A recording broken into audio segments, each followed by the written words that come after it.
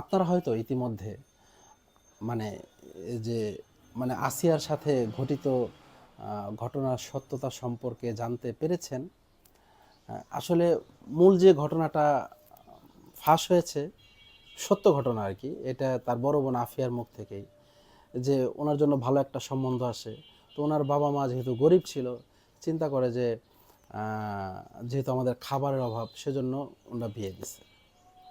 তো বিয়ের প্রথম দিন থেকেই তার স্বামী তার সাথে থেকে তাকে বিবস্ত্র অবস্থায় রেখে চলে যায়, অন্য একটা পুরুষ আসে।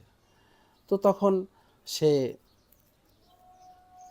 মানে কণ্ঠস্বর শুনে বুঝতে পারে যে এটা তার নিজের শ্বশুর। এরপর শ্বশুর তার কাজ শেষ করে চলে যায়, এরপরে আসে তার দেবর। এইভাবে চলতে থাকে। হুম এটা যখন সে তার মায়ের কাছে বলে, মা এটা বিশ্বাস করতে চায় না যে এটা কিভাবে সম্ভব।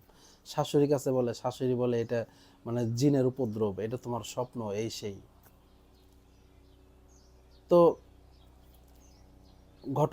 ঘটনার সময় তার তার ছোট বোন তাদের মানে তার শ্বশুর বাড়ি আসে। আসলে তো তখন বড় বোন ছোট বোনকে বলে যে যখন এরকম হবে তখন তুমি না, এটা মানে প্ল্যান না। যখন তার সাথে ওগুলো হচ্ছিল, ছোট বোন যেহেতু পাশে ঘুমাচ্ছিল, ছোট বোনকে সে পা দিয়ে মানে লাথি দেয় জাগনা হওয়ার জন্য।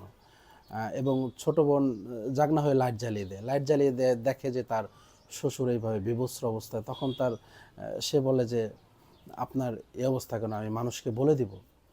তখন এরপর হাউকাউ শুরু হয়ে যায়। হাউকাউ শুরু হয়ে যাওয়ার পর তো তখন ওই ওই ছোট আসিয়াকে কিন্তু একটা ঘরের মধ্যে বন্দি করে রাখে।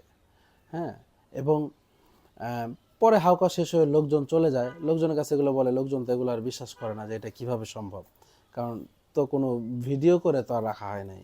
এই যুগে তো মানুষ ভিডিও ছাড়া কোনো কিছু বিশ্বাস করতে চায় না।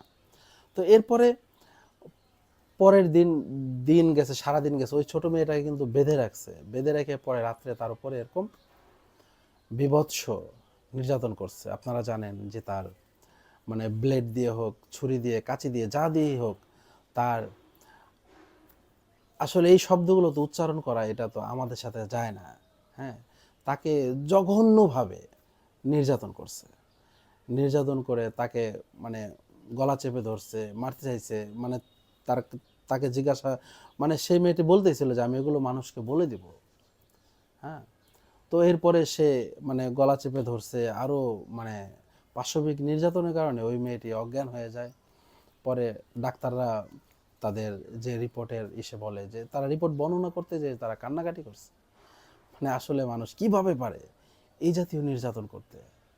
হ্যাঁ, তো এরপরে প্রথম অবস্থায় ওই ওই ওর ওই আসিয়ার বড় বোন আফিয়া, সে আসলে তাকেও অনেক মৃত্যুর ভয় দেখেছে, সেজন্য সে প্রথম অবস্থায় এটি বলে নাই। পরবর্তীতে সে আসলে তার সে আসলে বলেছে। তো দেখেন, আসলে সমাজ আসলে নষ্ট হয়ে গেছে। এখানে বহু মানুষ আপনার আশেপাশে আছে যে তারা কিন্তু মুখোশধারী শয়তান। কখন আপনার পরিবারের কারো উপর ঝাঁপিয়ে পড়বে আপনি বুঝতেই পারবেন না। সেজন্য আপনাকে আমাকে সবসময় আমাদের মানে ব্রেন খোলা রাখতে হবে, ঘুমাই গেলে চলবে না। ঠিক আছে, আপনি যাকে ভালোবাসেন তার নিরাপত্তার দায়িত্ব তো আপনারই সর্বপ্রথম। ধন্যবাদ।